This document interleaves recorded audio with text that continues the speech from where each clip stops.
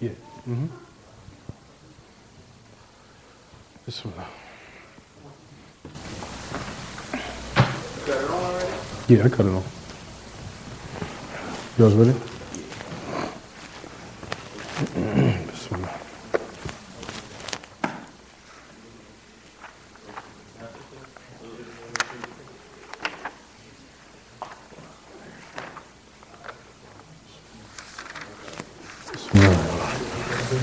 إن الحمد لله نحمده ونستعينه ونستغفره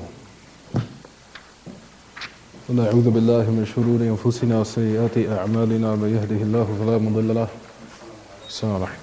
ومن يضلل فلا هادي له أشهد أن لا إله إلا الله وحده لا شريك له وأشهد أن محمدا عبده ورسوله صلوات الله وسلامه وبركاته عليه يا أيها الذين آمنوا اتقوا الله حق تقاته ولا تموتن إلا وأنتم مسلمون يا أيها الناس اتقوا ربكم الذي خلقكم من نفس واحدة وخلق منها زوجها وبث منهما رجالا كثيرا ونساء واتقوا الله الذي تساءلون به والأرحام إن الله كان عليكم رقيبا يا أيها الذين آمنوا اتقوا الله وقولوا قولا سديدا يصلح لكم أعمالكم ويغفر لكم ذنوبكم ومن يطع الله ورسوله فقد فاز فوزا عظيما أما بعد فإن خير الكلام كلام الله تبارك وتعالى وأحسن الهدي هدي محمد صلى الله عليه وسلم وشر الأمور محدثاتها وكل محدثة بدعة كل بدعة ضلالة وكل ضلالة في النار. We stopped at the chapter. We still are continuing the lessons of that which is Sharh Aqidat al-Salafi wa Ashab al-Hadith, Imam Abu Uthman Ismail Abdur-Rahman al-Naysaburi al-Sabuni rahimahullah rahmatun wasi'ah. We talked about that which is the chapter لِكُلِّ مَخْلُوقٍ أَجَلٍ, that everything that's created has an appointed term, meaning that which is of death. We talked about that which our Shaykh Rabi' ibn Hadi al-Madkhali hafidhullah wa ra'ah, that which our Shaykh Rabi' ibn Hadi al-Madkhali hafidhullah wa ra'ahu, and what he spoke about of that which is of the belief that every makhluk has an ajal, has an appointed term, an appointed time when death will come and reach him. And nothing can stop it, and nothing can repel it once it comes.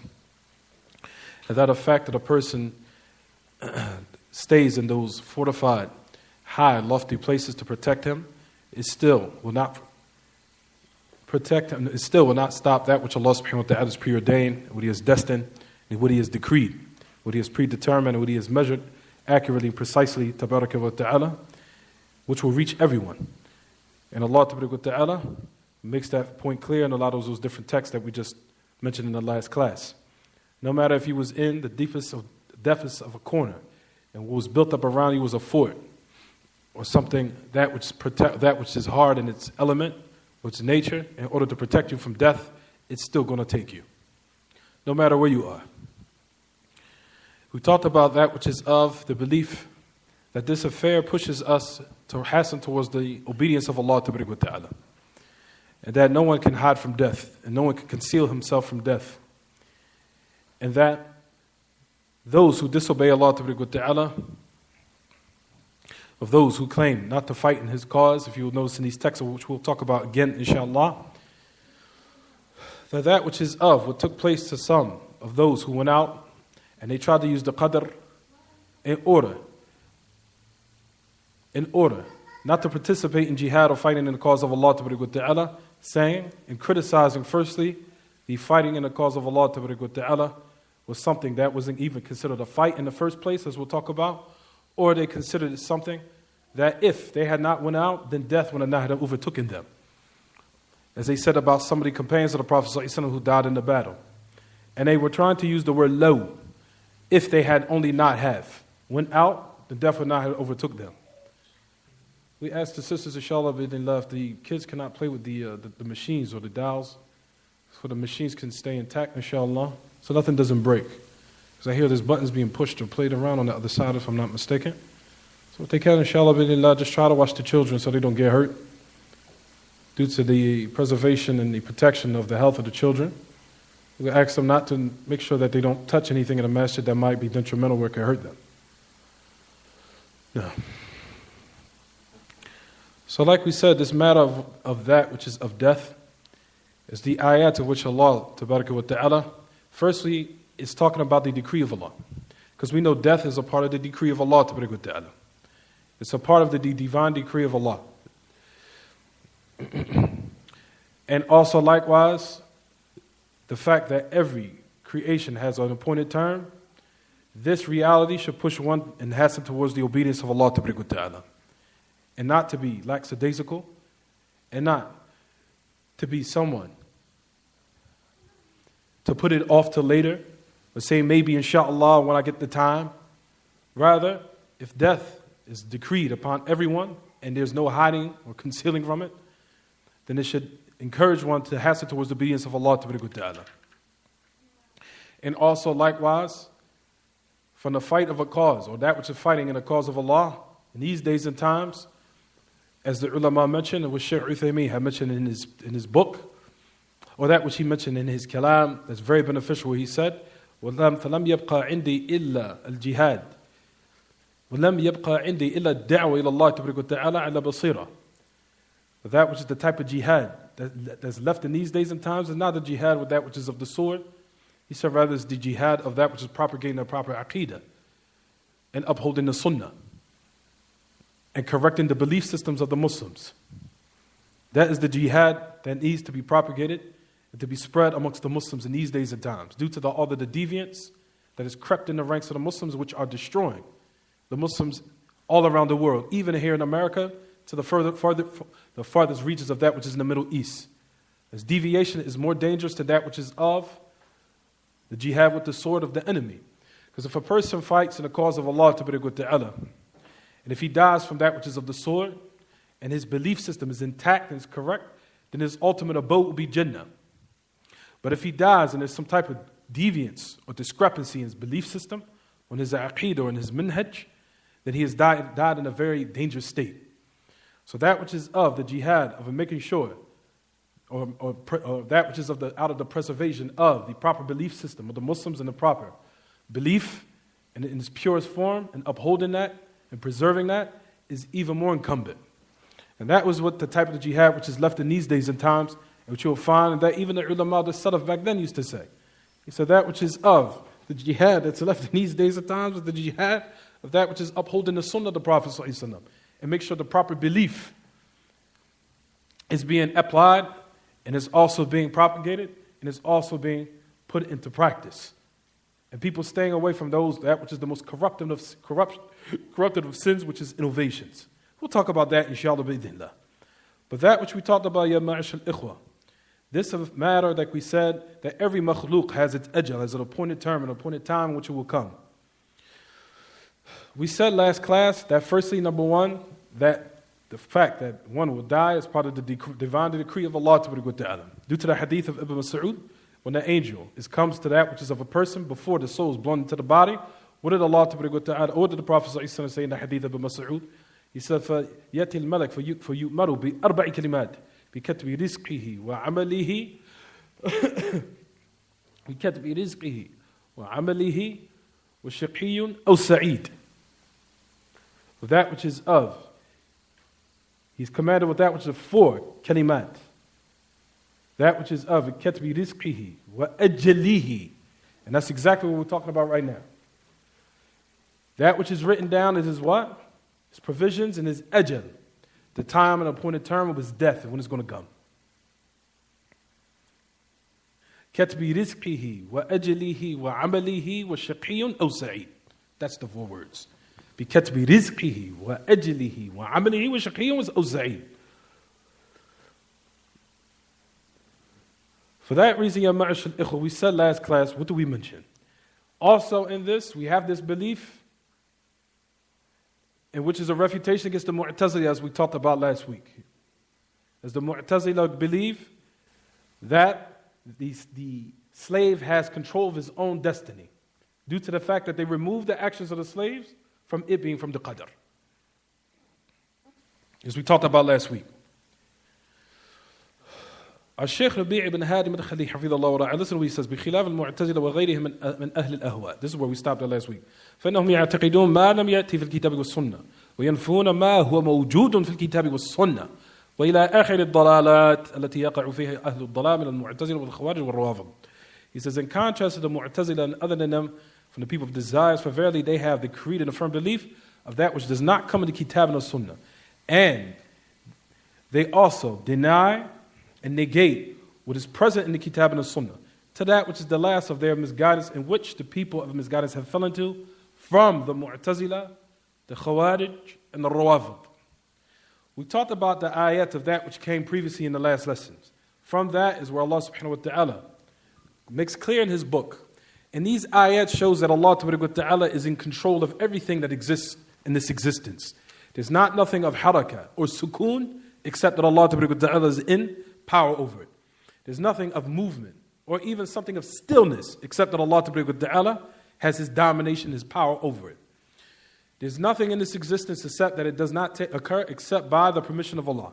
And that all manifests in those ayat in which Allah subhanahu wa ta'ala mentioned in His book, in which the author mentioned here, where he said in his book, قُلْ إِنَّمَا حَرَّمَ رَبِّيَ الْفَوَاحِشَ مَا ظَهَرَ مِنْهُ وَمَا بَطَنَ وَالْإِثْمَ وَالْبَغْيَ بِغَيْرِ الْحَقِّ وَأَن تُشْرِكُوا بِاللَّهِ مَا لَمْ يُنَزِّلْ بِهِ سُلْطَانًا وَأَن تَقُولُوا عَلَى اللَّهِ مَا لَا تَعْلَمُونَ وَلِكُلِّ أُمَّةٍ أَجَلٌ فَإِذَا جَاءَ أَجْلُهَا لَا يَسْتَأْخِرُونَ سَاعَةً وَلَا يَسْتَقْدِمُونَ.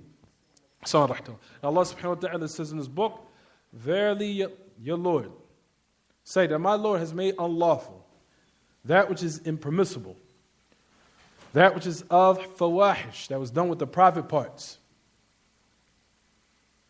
that which is done openly and secretly, that which is done in an appropriate manner, of that which is done with the private parts, those illicit, disgusting, animalistic acts which have been done with the private parts, that which is done openly and secretly. And that which is also of sin, that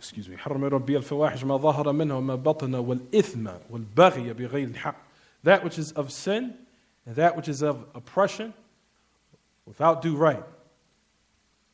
And that you set up partners with Allah Ta'ala in His worship, and that you say upon Allah Ta'ala which you have no knowledge of. Ibn al-Qayyim in this ayah mentions that Allah subhanahu wa ta'ala arranged for that which is of in the level. And we're talking about a fair that which is relative. All these matters that he mentioned in this order, he's going up the scale as far as in his magnitude. Even though all of them are considered something that's tremendous. But Allah Ta'ala went up in the level in regards to the magnitude of these sins in this ayah when Ibn al-Qayyim mentions the i'lam al-waqi'in, al-rabbil alameen. This is what Ibn al-Qayyim, he says in the beginning, he said that Allah Ta'ala, in relatively speaking here in this ayah, because all of these matters are what? Tremendous and major. Every single last one of them. He said that which is done of the evil with the private parts, and it goes up and up and up and up. Then it says that which is of what? So it goes to the point where it starts to talk about what? That which is polytheism, where you set up partners with Allah, in which Allah has not sent down any type of authority. Listen to Allah subhanahu wa ta'ala says after shirk. He says, and that you say upon Allah what you have no knowledge of. After shirk. To let you know the magnitude of speaking in the matters of the religion, thinking you know and you don't know. Just know that Allah Ta'ala arranged it at a magnitude which was worse than shirk. As Ibn al-Qayyim mentions in i'lam waqi'in. Then it says in the next ayat, which we're talking about here, where it says, وَلِكُلِّ أُمَّةٍ أَجَلٌ فَإِذَا جَاءَ أَجَلُهَا لَا يَسْتَأْخِرُونَ السَّاعَةَ وَلَا يَسْتَقْدِمُونَ. He says, every ummah and every nation had an appointed term. And once its appointed term comes, there's no one that can put it off once it comes, meaning set it at a later time, nor can they what? Also make the time come or hasten for it to come sooner than what it's been set for. Those ayats is to let us know, number one, that Allah Ta'ala is in control of everything in this dunya. And we do not say like the Mu'tazila, those ayat and all of them, and the likes of these ayat, when Allah subhanahu wa ta'ala sets the ajal, the appointed term, lets us know that He's in control of this existence. That everything takes in place, and this existence doesn't take place except by His permission and by His decree, and by His power and His domination over everything. Rather, the divine decree is from His rububiyyah, as we talked about before. Also, likewise, ya ma'ashal ikhwah, we talked about last week, where Allah Ta'ala talked about of that which is in Surah Ali Imran and Surah Nisa. Where Allah Ta'ala said in His book, that which is speaking about them, we just mentioned that. All these ayats come in Surah Ali Imran. It says, وَمَا كَانَ لِنَفْسٍ أَن تَمُوتْ إِلَّا بِإِذْنِ اللَّهِ كِتَابًا مُؤَجَّلًا. No soul will die except that it's by the permission of Allah. كِتَابًا مُؤَجَّلًا. Verily is the set appointed term, and it's all been written down in that what? Preserved tablet, which is the Lawh al-Mahfuz, in the preserved tablet. It's been set. Everybody's death, the time they was born to the time they will reach and be put under the dirt, everything has been set, labeled, and exactly what time it will happen. All those ayats have been mentioned in Surah Ali Imran. Here, which we're going to talk about again, in which the munafiqeen, like we said, we're talking about what happened to them, and which happened in the battle of Uhud. Allah subhanahu wa ta'ala talked about the story, what happened to them. ثم أنزل عليكم من بعد الغم أمنة نعاس يغشى طائفة منكم وطائفة قد أهمتهم أنفسهم يظنون بالله غير الحق ظن الجاهلية يقولون هل لنا من الأمر من شيء قل إن الأمر كله لله يخفون في أنفسهم ما لا يبدون لك يقولون لو كان لنا من الأمر شيء ما قتلنا هاهنا قل لو كنتم في بيوتكم لبرز الذين كتب عليهم القتل إلى مضاجعهم ليبتلي الله ما في صدوركم وليمحص ما في قلوبكم والله عليم بذات الصدور. As Allah subhanahu wa ta'ala says in His book, and He was refuting the munafiqeen and that which they was using the qadr and having weak faith in the qadr of Allah tabaraka wa ta'ala in order to give us durus and also to give us lessons. Not to say that if we had not have done such and such, then this would not have taken place as we talked about last week, but to have absolute submittance to the qadr of Allah, no matter what takes place in your life. If I hadn't stayed in my house, maybe if so-and-so would have stayed in his house this morning, he wouldn't have been in a car accident in the first place. Listen to what Allah subhanahu wa ta'ala says in His book. He said of that which is of what happened at Uhud, with the battle of Uhud, where Allah subhanahu wa ta'ala sent that nu'as, that sleep upon the Sahaba. In some of the narrators, it says in Ibn Kathir in the Tafsir, he said there was not amongst one from amongst us, except that his head kept fading and his sword fell off his hand, and he picked it up and he kept fading and going to sleep until all of the people from the companions of the Prophet ﷺ fell asleep, except those who made this statement here. He said there's a group of them who they only cared about themselves. They had thoughts about Allah, which is the thoughts of Jahiliyyah. They say, is there anything of an affair for us that will any of benefit for us here? Then Allah subhanahu wa ta'ala refuted them and said, verily the affair, all of it belongs to Allah. They conceal in themselves what they do not what? Manifest to you. They say, if it was from anything of an affair or benefit of ours, then we would not have been killed, or any of our companions would have been killed here. As we talked about last week, the Quran is filled with refutations, ya ma'ashal ikhwa. You need to have this in your planet, in your brain. It's the reason why I keep repeating this. The Quran is filled with refutations. So Allah, the people who made this statement here, and we're going to talk about how these ayats which was revealed to Abdullah ibn Ubay ibn Salul, قَبَّحَهُ اللَّهُ رَأْسُ الْمُنَافِقِينَ, how it was revealed to him, and how, of course, you know in the story, when he returned with a third of the army, trying to tell them that you following the Prophet ﷺ is no benefit. Rather, it's just going to cause you mere death. As we talked about, inshallah, we're going to talk about, inshallah, again, in order to emphasize that which we mentioned in the last lesson. Abdullah ibn Ubay ibn Salul, قَبَّحَهُ اللَّهُ رَسُولُ الْمُنَافِقِينَ, how he came back with the army, with the thuluthul jaysh, with a third of the army. And how he mentioned that statement of nifaq, talking about how there's no benefit of following the Prophet ﷺ to this battlefield, because all you're going to receive is death. And Allah Ta'ala refuted him in that statement, as we'll talk about, inshallah. But one of the refutations that Allah subhanahu wa ta'ala sent down because of this filthy statement of not being submissive to the qadr of Allah and being submissive to know that He's in control of your death, even if you don't go out to the battlefield. Listen to what Allah subhanahu wa ta'ala says. He says, even if you was in your own house, what? لو كنتم في بيوتكم لبرز الذين كتب عليهم القتل إلى مضاجعهم. If you was in your houses, he said that those who would come out and manifest, meaning that which is of death will come over and overtake them, even if it was in their own sleeping quarters, in their beds. So you trying to flee from jihad, of that which is what Allah commanded you to do, and what Allah Ta'ala had encouraged you to do and hastened towards it, you staying in your house will not what? Beat the qadr of Allah Ta'ala. And Allah subhanahu wa ta'ala sent down a refutation against their what? Against that to which they were saying. In which you'll find the Quran is filled with refutations. And that is a minhaj that you guys need to realize. The Quran is filled with refutations. See how Allah Ta'ala refuted them in that notion here. And say what you said was batil. Rather, it's Allah subhanahu wa ta'ala is in control of the qadr. He's in control of death, in control of your appointed term. And even if you don't go out and want to obey Allah, Allah subhanahu wa ta'ala can still send death upon you in your own deathbed. That which happened with Khalid al-Walid, as we talked about from last week, what happened with Khalid al-Walid, ya ma'ashal ikhwa? What does it say in the narration, that famous statement of Khalid al-Walid, radiyallahu anhu ardah? He said that, which is, he said, مَا مِنْ عُضْوٍ مِنْ أَعْضَائِ إِلَّا طُعِنَ فِيهَا إِلَّا وَفِيهِ جُرْحٍ. That's what it says. إِلَّا وَفِيهِ جُرْحٍ مِنْ طَعْنَ أَوْ رُمْيَةٍ وَهَا أَنَا هُنَا عَلَى فِرَاشِي فَمَا نَامَتْ أَعْيُنِ الْجُبْنَاءِ, as it says in the narration.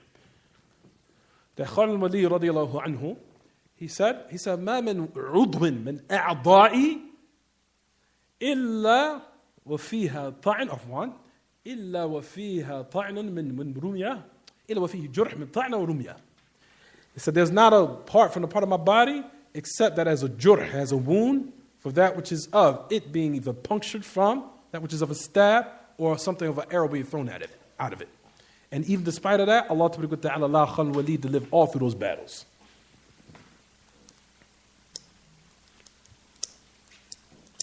Meaning to show that what? If Allah wants death for a person, if He still wants them to live, He'll live, no matter what he's been through.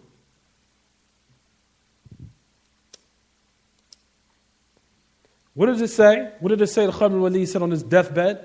He said that, here am I, out of all this I've been through. He said, matter of fact, at the beginning of the narration it says, شَهِدْتُ كَذَا وَكَذَا مُوقِفًا. That's what it says. وَمَا مِنْ عُضْوٍ مِنْ أَعْضَائِ إِلَّا وَفِيهَا جُرْحٌ مِنْ طَعْنَ وَرُمْيَةٍ وَهَا أَنَا هُنَا عَلَى فِرَاشِي وَمَا نَامَتْ أَعْيُنِ الْجُبْنَاءِ. This it says in the narration. It said, Khalid al-Walid had mentioned, it says, that he said that I mentioned and I witnessed this mawqif. I mentioned this battle, I seen witnessed this battle, I was in this battle, and this battle to the end of it. All those type of battles with the Prophet sallallahu alaihi wasallam. And after his death, alayhi salatu wasalam, of that which is during the Khulafa,